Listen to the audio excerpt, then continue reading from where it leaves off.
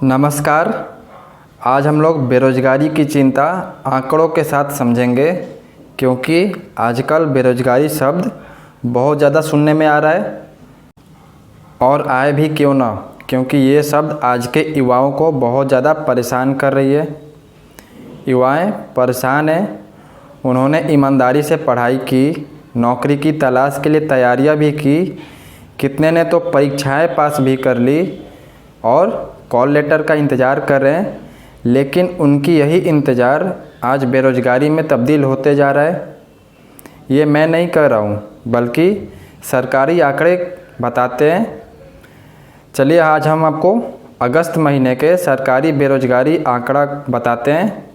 इससे पूरा साफ हो जाएगा कि बेरोज़गारी कितने चरम लेवल पर आ चुकी है। सबसे पहले हम लोग ग्रामीण बेरोज़गारी आंकड़ा को समझेंगे।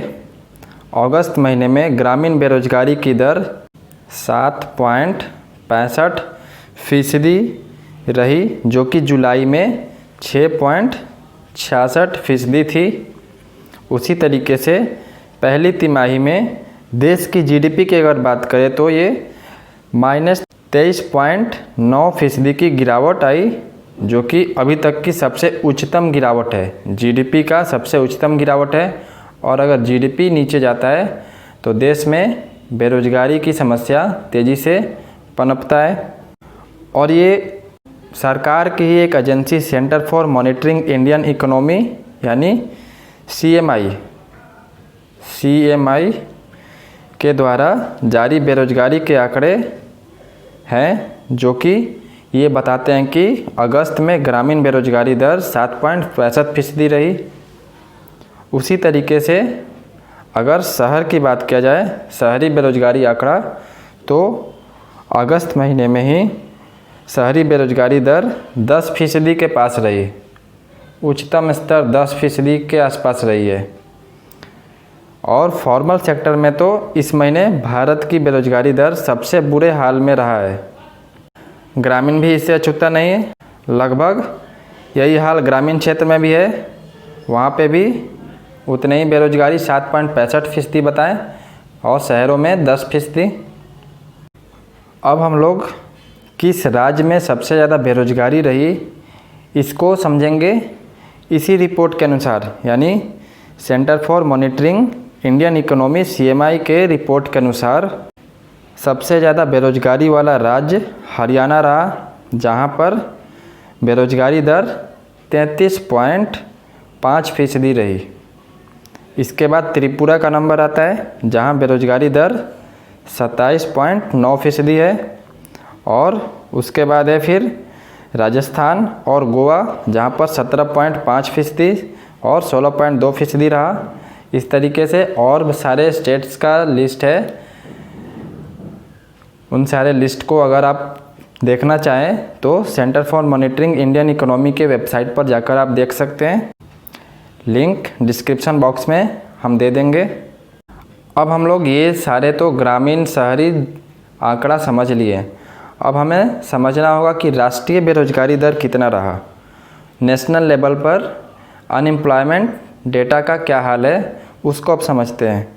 राष्ट्रीय बेरोज़गारी दर का आंकड़ा अगस्त महीने में 8.35% रहा। 8.35%। ये सारे आंकड़े एक ही इशारा करते हैं कि देश में बेरोज़गारी दर तेज़ी से बढ़ रहा है, जिसको अगर सरकार वक्त रहते सचेत न हुआ और रोज़गार के मौके उत्पन्न नहीं किए तो भारत की युवा शक्ति का लाभ देश नहीं उठा सकता, जिसे हम लोग इंग्लिश में डेमोग्राफिक डिविडेंड बोलते हैं। सरकार के साथ साथ हम युवाओं का भी कुछ जिम्मेवारी बनता है, लेकिन ये जिम्मेवारी सरकार से ही लिंक्ड है। ये क्या है? स्टार्टअप। युवाएं नए नए स्टार्टअप बनाएं और लोगों को नौकरी दें। नौकरी तलाशने के बजाय लोगों को काम दें। लेकिन इस इकोसिस्टम को पनपने के लिए सरकार की भरपूर सहायता की ज़रूरत होगी।